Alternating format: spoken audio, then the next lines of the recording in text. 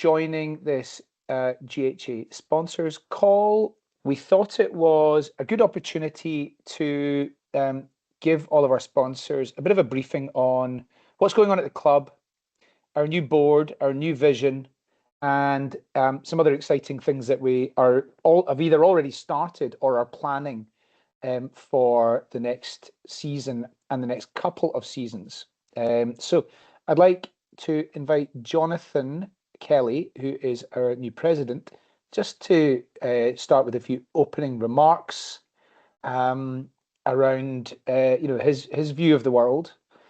I will then share my screen, go through a short presentation, and Doug, who's our commercial director, is also here to help out with Q&A, etc., which we'll come on to after I've run through a short deck. So, Jonathan. Thanks, Adam. Good evening, everyone. And I know most of you. I don't think I know Sandy, but I know obviously Donald, Ricardo, Chris. Thank you for making the time. We're cognizant that we're keeping you between Bosnia-Herzegovina and Qatar, or Switzerland, Canada, if that's your chosen game at 8 o'clock. So make sure you're sitting in front of the telly for that. And in Chris's case, packing for his holiday bags. Delighted to be the new president of GHA. The genesis of that is very much the guy that's to the box next to my screen, Adam, in terms of buying into Adam's vision for the club. From talking to Adam over the past few months, with a special general meeting on the horizon and looking at changing the way the club was run to hopefully professionalise it with a new board structure.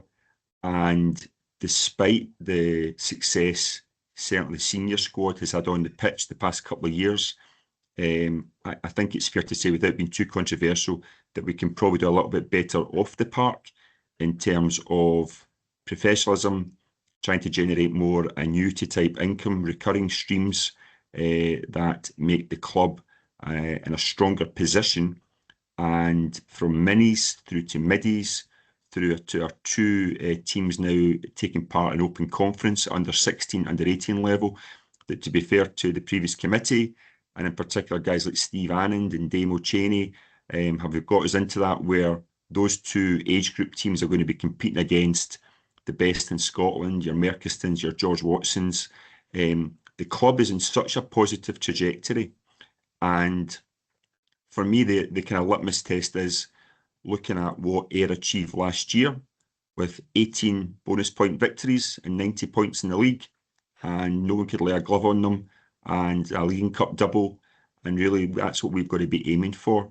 And it won't happen overnight, but I think with the setup we've got here, with the East Rhine postcode, with the catchment area, with the absolute booming numbers of minis and middies, with schools locally like Williamwood, Mearns Castle, Wood Farm, St Ninians, together with our two schools in the name, St Aloysius College and Hutchison's Grammar, there is absolutely no reason in my mind why this club should not be a top 4 Premiership club in the years ahead, if not challenging for honours and silverware.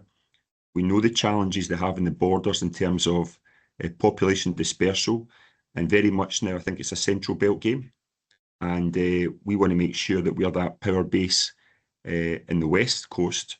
We've got a lot to do, but there is an energy, a drive, an enthusiasm, a professionalism to try and get the club to where we feel it should be. But we can't do it without you guys.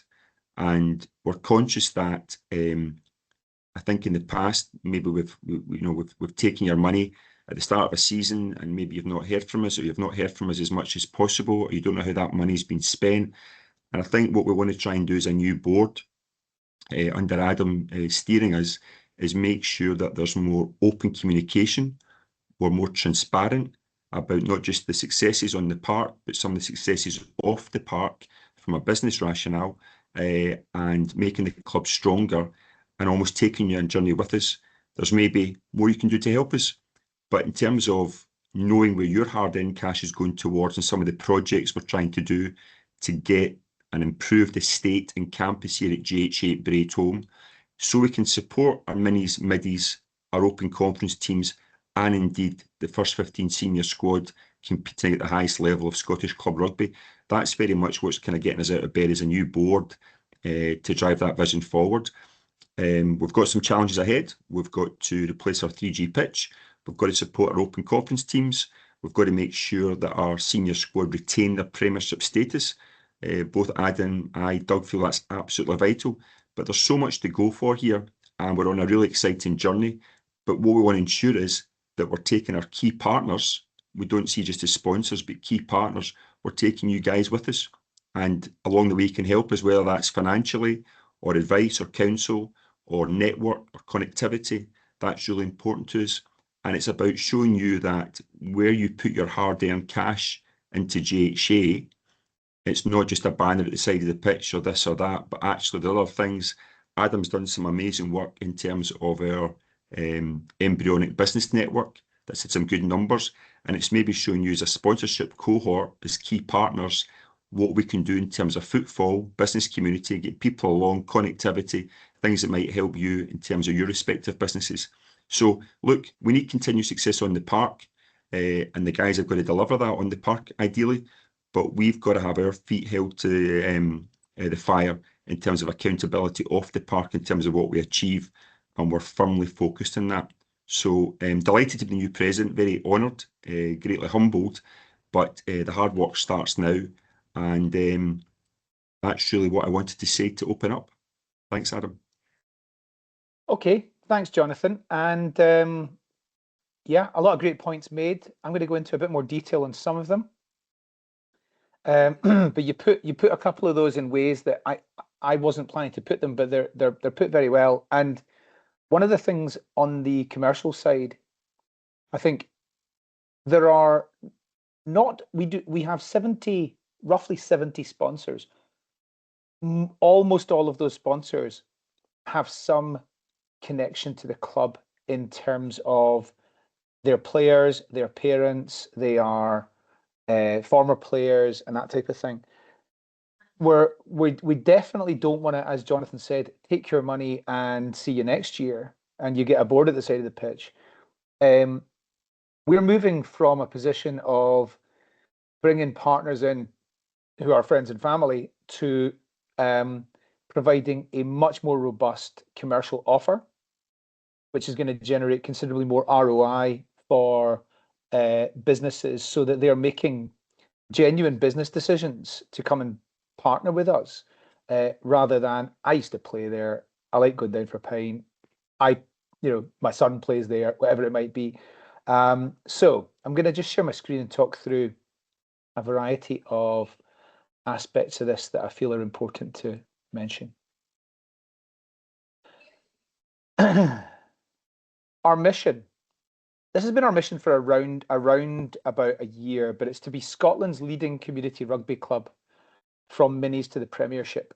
From minis to the Premiership is really important because we have historically been a bit siloed with a lot of different communities who are in parallel and don't necessarily know each other all that well.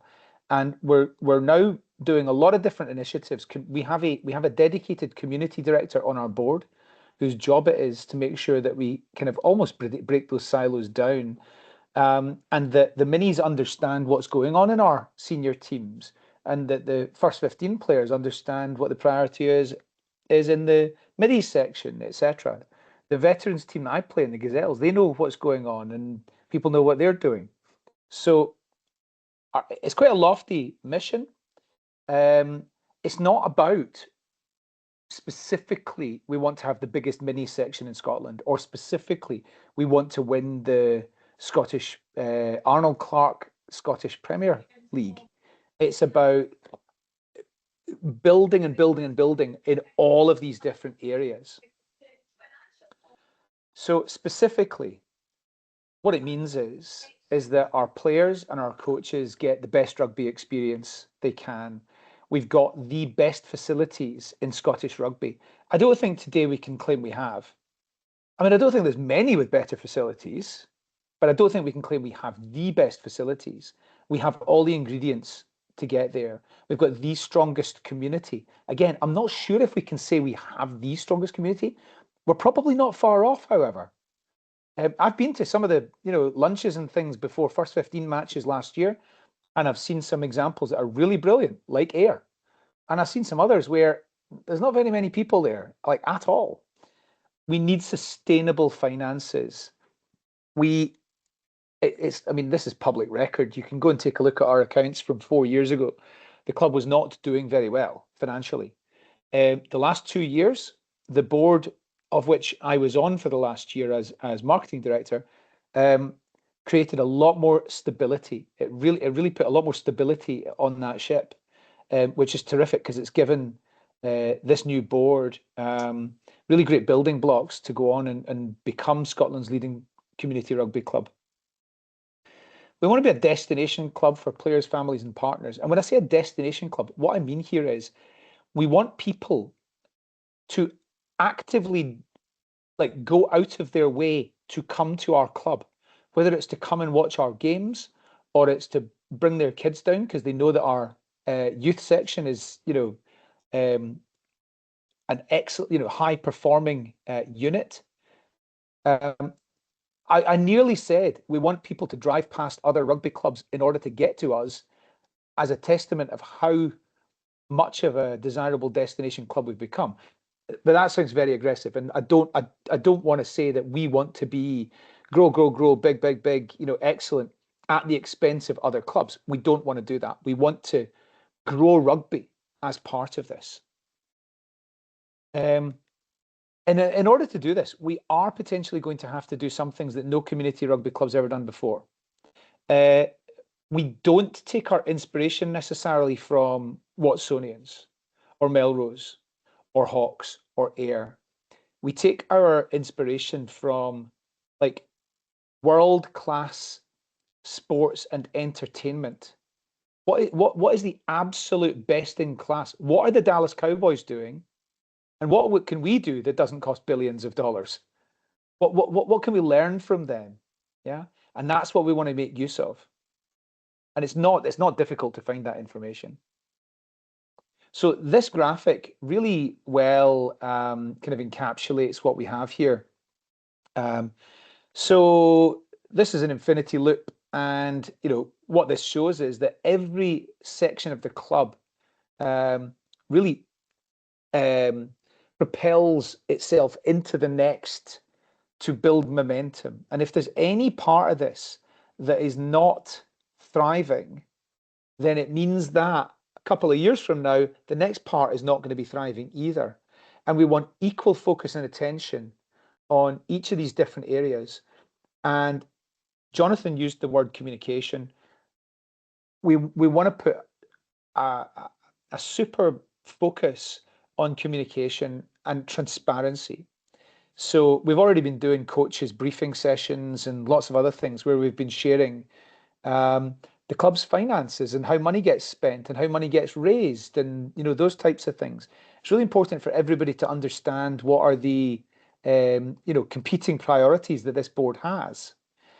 I've seen it with the previous board where every group in the club is putting their hand up and saying, we need more money for X. Everyone else is getting money for their things and we're not. And that's simply because they don't realize that everybody needs extra money for different things. So the board that we've assembled here is most people on the board that we have worked in senior positions in business, whether in entrepreneurial ventures or in large companies. And so, it's quite deliberate that most of the people in this board really know what to do with a financial situation or a marketing challenge or whatever it might be. Okay, so this is the kind of backbone of the club inside this infinity loop. And then, of course, right next to us, we've got all of these adjacent partners who support the club. And if we don't have strength in volunteers, we don't have a strong relationship with the Scottish Rugby Union, we don't have people coming and booking our pitches and clubhouse, then it's missing jigsaw pieces. I could have done this slide as a jigsaw, and it would have had the same type of impact.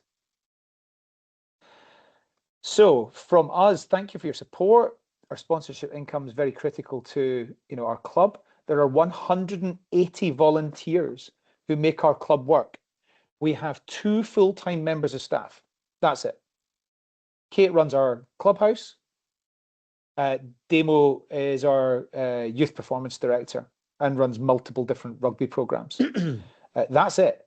And I had no idea until I joined the board a year ago that the club was run by, that number of volunteers. I didn't have any idea.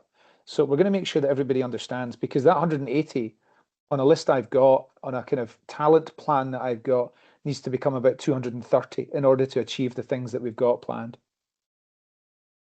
So your investment, by way of sponsoring our club, is supporting a whole variety of different things. Ultimately, it's about rugby, but our facilities attract people to want to come and have their parties at our club, do their football training at our club, do their American football training at our club, etc.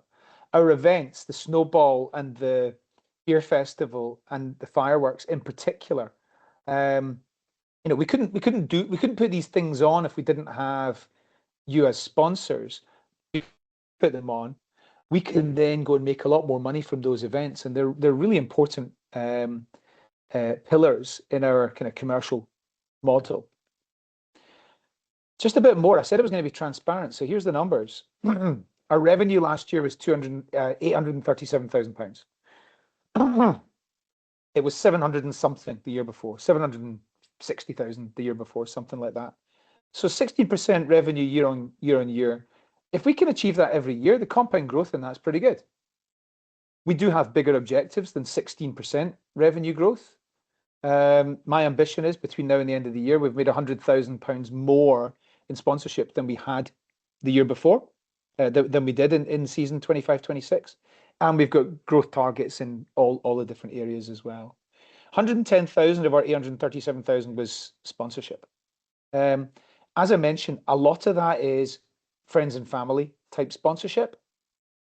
Our intention is that by the end of the year, we've nearly doubled that, and that a lot more of it is people that don't necessarily have any relationship with GHA, but we've approached them or they've become aware of us, and we have effectively pitched them a commercial opportunity which makes sense for them with great ROI.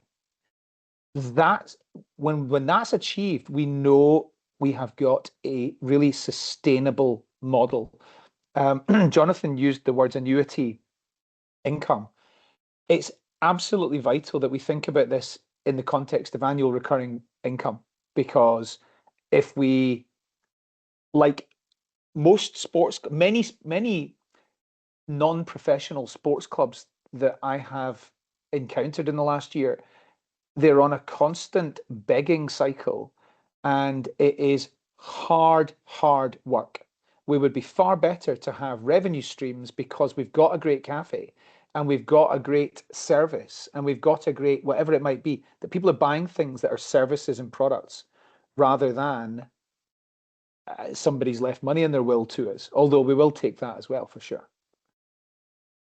Our events are a really vital part of what we do. They were, I mean, when each one of these was set up, it was let's give this a go and see how it works. They're not that anymore. They are core business. Beer festival generates 50,000 of net profit. Fireworks, 50,000 of net profit. Snowball, 40,000 of net profit. Our rugby camps and things, 25 to somewhere between 25 and 40,000 of net profit. Lunches, net profit. So our events, and then there's some other smaller one-off type things, but like these are vital now. This is an events program. I see GHA as an events and as an events media and entertainment organization. That's the way that I see it. I'm a rugby player. I've played rugby since I was 6 years old, but that's how I look at this as a business. We've got 700 members. Of course, we've got a very big minis and middies section. It's one that we're very proud of. We've got 35,000 people annually who are coming through our gates. That was last year. It will be up, and it'll continue to go up. Being in the Premier League is a big benefit, of course. So our organization structure, the people who control our organization are our members. Our members ultimately control the organization. If they want to sack the board, then they have easy ways of doing that. They just have to call an EGM.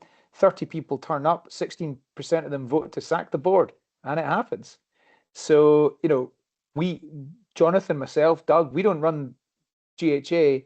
The members absolutely run GHA, and agree with what we're doing, or they don't agree with our vision, they can get rid of us.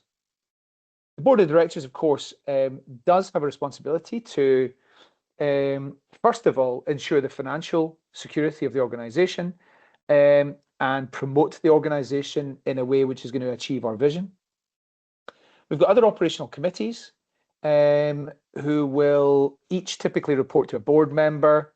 So, for example, in marketing, there are about 10 people in that area. Some of them look after things like social media, some of them do events, some of them do PR and communications. It's set up like a proper marketing organization, just as an example. The reason I've called out specifically our commercial committee is because this is really vital around our commercial activities. We make money from, I think I'm going to preview a future slide here, but we make money from sponsorship, from memberships, from our events, and from our facilities partners, bookings for pitches and clubhouses and that type of thing, clubhouse. And then we've got advisors. So we've got, if we needed advice on something that is kind of niche, then we've got a whole big list of people, and we know what their specialties are that we can call on. So this is what the board of directors now looks like. We have the president, managing director. 3/4 of these are all executive roles. They all look after their individual areas. We have 2 non-executive directors, and there's this director role which we haven't filled, but it's deliberately kept on the basis that it may become clear that there is another role that we need to fill. We haven't done that yet. We may do that. We may not do that. In terms of investment in rugby, here's how we spend money. £48,000 goes into coaching. £32,000 goes directly into our academy program. Around about £30,000 goes onto kit and equipment, 20 on physio medical support, 13 on team travel, and then 42 on other rugby costs. We did our coaches briefing last week, myself, Jonathan, and Fozzie, and we got told that 30,000 seems quite small for kit and equipment, considering what we're trying to achieve. I don't disagree, and so we want to make that 50 instead. And that's, things like that are why we're working really hard on ensuring that our offer to sponsors and other commercial partners is a really great one. So it's about 185,000 that we invest directly into rugby activities. That doesn't include all of the other things that are not split out in the financial projections like that. So we generated over £500,000 in the last year from those things. They go towards these things. I've kind of covered that. And then the model's simple. The commercial activity, community support helps us put more into rugby, from minis to the Premiership, so we can be Scotland's leading community rugby club. Our priorities on the pitch. We want to continue to operate a booming minis and middies section. We have had circumstances in certain year groups where there's been a wait list for people to come and join year groups. We can't have that. So we need to grow it. We need to grow the number of volunteer coaches we have, and we can't operate a wait list. It's really important that everybody who wants to be a rugby player at GHA gets that opportunity. Jonathan mentioned this. You might not be aware, if you don't follow rugby kind of intensively, you might not know about this. The Open competition is a Scottish Rugby Union initiative, which the first season was last year. There's around 10 teams in it. It's about 7 of the top schools and 3 clubs. They've extended it to 14, I think it is, this season.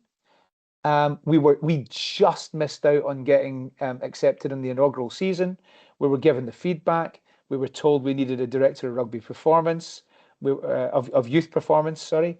We were told that we needed better strength and conditioning program. We were told we needed better nutritional program. And there was about 8 things which we needed to go and do. And as Jonathan said, Steve Annand and like did a lot of the work around bringing Damo in, who has gone and made sure a lot of those other things happened. So we were really delighted to be accepted into this. It's under 16 and under 18 competition. It is going to be incredibly challenging for us to go and win all our games in that, because the level of competition is I don't think it's like when I was at school. I left school in 1995, and I think the level of competition in like school under 16, under 18 rugby is insanely high compared to what it used to be. But that's a big, big win for us to become part of that. It's going to cost us quite a lot of money. It's going to cost us about £50,000 to participate in it, but we see it as a big opportunity as well. We want to retain our place in the Premiership, of course. We finished 6th out of 10 last year. We won our first 5 games. It was an incredible start to the season. After 5 games, we were set to go and win the Premiership. We want to retain our place in the Premiership. This is the first year we have ever done that. We've been in the top tier of Scottish rugby before, but we've never stayed up. This is the first time in our club's history that we've ever done that. This year, a stretch goal would be pushing to be top 4. It's so competitive. We were really close. We only missed out on being top 4 by about 2 points. So it was very close. Here's a huge one. We need to bring in a women's team, and there is a history in this. We did have a women's team. It was not a priority for a number of years. It is a top priority now that we have to get back to this. So we've got a number of initiatives in place to bring a women's team together. One of our directors, Lucy, who's our community director, she is a rugby player. And between Lucy and a couple of other people in the club, we've got a lot of initiatives happening to bring more women down to the club. First of all, it's the absolute right thing to do in terms of inclusivity, but frankly, it's also the right thing to do commercially. We are really missing out on a big population of people by not having a women's team. So the stretch goal was to be able to have a team for September to participate in probably the bottom women's league. I don't think we're going to have a team that's going to be able to participate in the bottom league, but we should be able to have a team in place to play some friendlies before Christmas, with a view of getting into an actual league structure, a proper league structure, by the start of season 27-28. And from a personal perspective, I think I got about 4 rugby matches last year. We need a lot more old boys teams and all the other rugby clubs so that we've got more people to actually play. Off the pitch, priorities are, we've got big ambitions, and we've got a lot of things we need to pay for just through our recurring kind of revenue streams. We have to continue to raise sufficient money to pay for all of our priorities, which is the business as usual stuff that needs funded, as well as additional plans that we've got. We have got a number of things we need to achieve in terms of capital investments. We have 2 to 3 years, roughly, before we're going to need to replace our 3G pitch, sometime between 2028 and 2030. Might not be as much as I've put in here, but that is psychologically the goal that we're going to be looking to achieve. And we also have a big goal which has really emerged over the last 10 days as being a big new priority, and a joint priority between the Rugby Club Board and our charity, which, if you're not familiar with the structure, within the GHA community, if you like, there's two actual companies. There is GHA Sports Club Limited, which is the charity, and really that just collects rent from us in order to a loan which we took to pay for the original 3G. It was just a VAT efficient structure that we put in place. And then there is GHA Rugby Club, of course, which is the main operating organisation. Between the charity wants to become a lot more proactive around raising funds for different things, especially for capital investments and things that will help us to create ongoing revenue streams. Some of you will know very well that we have a really great first 15 rugby pitch. We have a very good 3G pitch, which is coming towards its. We've got a couple more years. We've got pitch 3. Pitch 3, we almost certainly will be looking to do something to turn that into a better surface for more training facilities and to allow us to make more money from facilities partners. There is a waiting list for evenings and weekends for using our 3G. If we had another 3G, then that would create a huge amount of opportunity. Okay. Why businesses are partnering with us. This is kind of, you're all sponsors. You don't really need this. I'm just going to tell you anyway. The key things that companies that are coming aboard that haven't had any previous relationship with GHA, they're looking for access. I mean access to our audience. Our audiences, and I've got if you want this or you want me to share this with you, I've got our demographic breakdown of who our members are. We've got all the Experian data around things like, household income and number of cars and, all those types of things, postcodes, etc. We've got a really great affluent audience. Content, we've done a lot more joint content creation with our sponsors over the last year. You might have noticed it. If you haven't been involved in any of it, I know some of you have, but if you haven't been involved in any of it, then just reach out to us, talk to me, and you will incoming communication from us around, right, what do you want? What message do you want? Who do you want it for? Let's do some videos with you.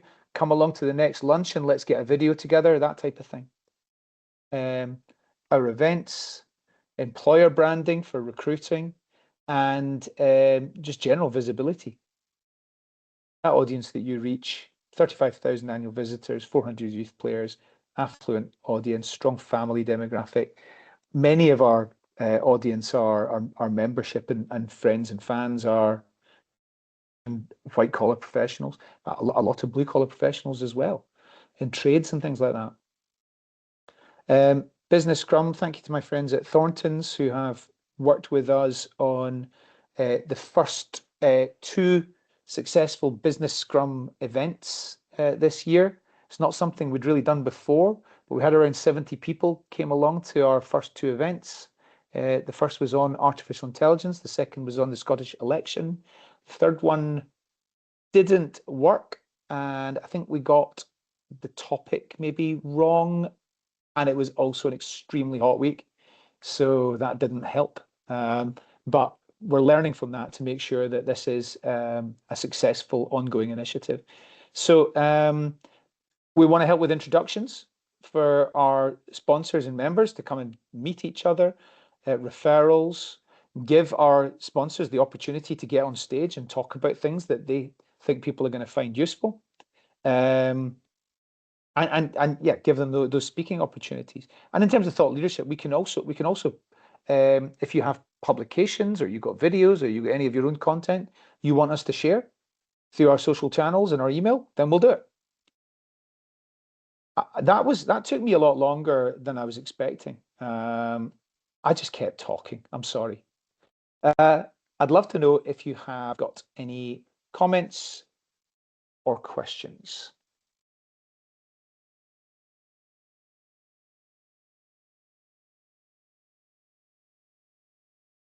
Go on, Amy. I can see you reaching for the thing. Go on, do it. It's actually not me, it's Alison. So Go on, Alison, that's Alison. your question. I was just wondering if you've thought about doing a rugby tournament like for businesses. So business like as a kind of fundraiser or like almost like Business Fives that currently runs. So, I mentioned a term on one of those slides, which was 3G 500. 3G 500 is the kind of name to describe what is going to be a fundraising initiative over the next 24 months. There will be 10 events repeated, 10 events in year one, and the same 10 events repeated, or maybe changed if you know a couple of them don't work at all in year one, then we won't repeat them. We'll do something different. One of those is corporate touch rugby. We think it would be absolutely brilliant. Yeah, that's what I was just wondering. I think you could probably get some women's teams involved through that as well. Yeah, 100%. We could either do mixed corporate touch rugby, or we could do a women's and a men's stream. Yeah. Is that your volunteering? Yeah. There will be other challenge type things. So one idea that we have, for example, is walk to Murrayfield. Scotland games on at 3 p.m. We all leave at 9 a.m. You know, that type of thing. So there's a lot of good ideas coming in, but definitely corporate touch rugby is one of those. Any other comments or questions? Doug, I'm sorry, I just kept talking and talking and talking. Have you got anything else to add beyond what I just said?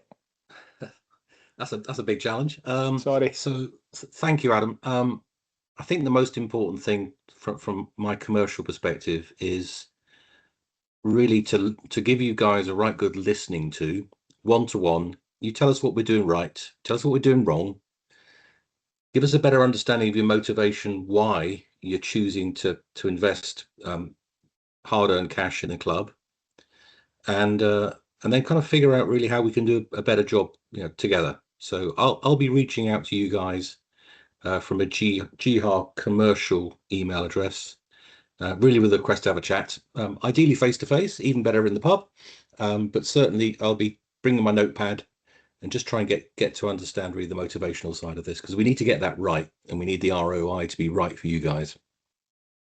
Yeah, so I'll be reaching out separately. Baton back to you, Adam. Okay. Any final questions? Patrick he's at a strength and conditioning thing, so that's why he is quite loud where he is, which is why he is typing his comments. Is there a list of specific areas for focused sponsorship? We have secured funding for the under 16-18 wellbeing and nutrition program, for example.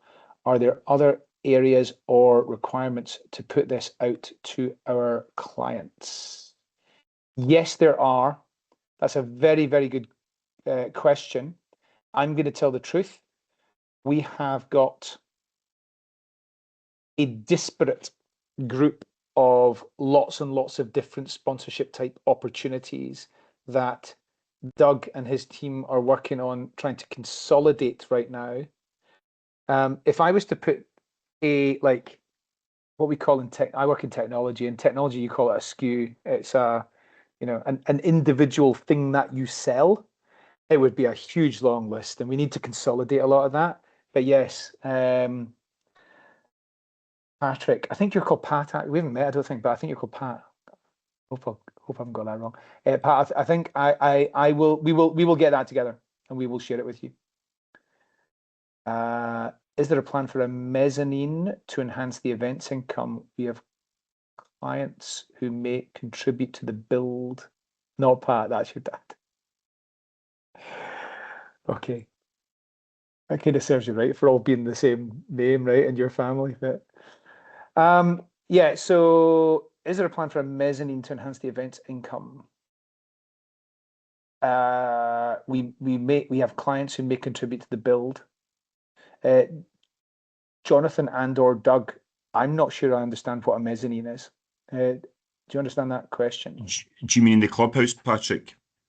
In terms of being able to increase the numbers of people we can have in pre-match lunches, etc. Is that what you're referring to in terms of clubhouse build? Yeah. Right. Look, I think balcony type thing, with behind the posts. Yes. yeah, Yes. there's literally sitting down as a new board, and we're actually having fortnightly board meetings at the moment because until we find our operational rhythm, there's so much to get our arms around at the club, both on and off the park, and there's so many things we want to do, but it requires money and funding. And this is a club that, as you would expect, we don't pay dividends. Everything that's been raised historically kind of goes back into the operational running of the club or the minis, middies, senior team. We have to prioritise. There are certain things that are mission critical that we need to do. There's other things we'd really like to do, but Adam's touched on it, our 3G 500 project. Our 3G pitch is kind of mission critical to the club in terms of what it provides for us and the external lets to our other partners in terms of multi-sport. So we've really got to kind of focus on that. We want to address the area we've got we control within the club, which is the third pitch, which is a bit of a mess just now. So I think, in all honesty, in terms of being transparent with you as our key partners, those are probably things we want to do. There's other operational tweaks we want to make along the way. But a big clubhouse project, Patrick, is probably not at the top of our priorities right now, just because of things we have to address basically in the next 2 to 4 years, and they're sizable projects. But I agree with you. I would like an overhaul of the clubhouse. I really would. I think it would make us stronger. But unfortunately, it's going to take a lot of money. So we just have to prioritise, just like you guys do in your respective businesses. It's about just a bit of further context on that. When we think about what should we be prioritising on our estate, it's about what are the things we have risk from a few things from a few existing income streams. There is a very definite risk to our fireworks, for example. East Renfrewshire Council and the police are putting a lot of additional scrutiny and questioning of us about that specific event, and it only takes for one thing to go wrong, for somebody to get drunk and start a fight or something like that, for us to get told, you're not doing that again. And that's become such an important revenue stream, some of these events, that we want to make sure that we're building things which are going to give us guaranteed future revenue streams, and that'll future-proof our club. So that third pitch is such an obvious thing to do. But I've got to say, Patrick, the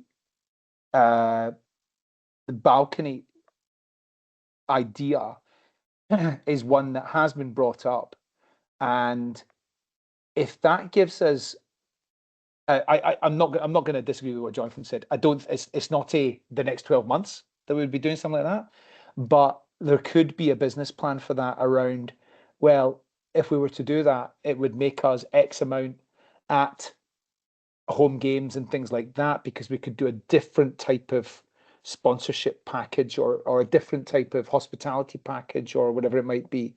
So there's a few things that we could do on that, and it's definitely an option. Another one is, again, to be frank, another one is the stand. The stand's okay, but we could have a bigger stand. We could also have a stand with other things underneath it, with better space underneath it, for women's changing areas, for example, for strength and conditioning areas. There's quite a few things that we could do with that as well. It's definitely not a bad idea, and it's definitely not completely off the table, but it's probably not the priority over the next 12 months.